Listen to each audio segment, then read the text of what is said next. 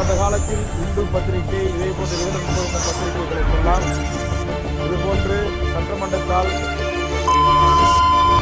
வரலாறுகள் ஆனந்த விகடன் இன்றைக்கு ஒன்றிய பாரதிய ஜனதா அரசால் முடக்கப்பட்டிருப்பதை தமிழக வாழ்வுரிமை கட்சி மிக வன்மையாக கண்டிக்கிறது.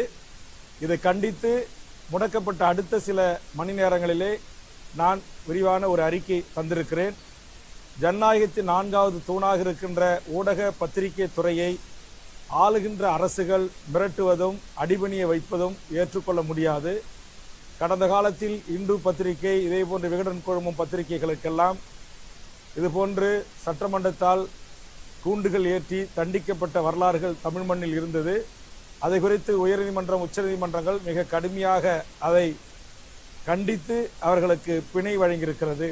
இதையெல்லாம் கருத்திலே கொள்ள வேண்டும் ஆளுகின்ற அதிகார வர்க்கத்தினர். இந்த நாட்டில் அதிகாரம் இருக்கிறது என்பதற்காக எதை வேண்டுமானாலும் செய்யலாம் என்கிற ஒரு ஆணவ ஆட்சி அதிகார திமிரோடு நடந்து கொள்கின்ற ஆட்சியாளர்கள் இதை மாற்றிக்கொள்ள வேண்டும்.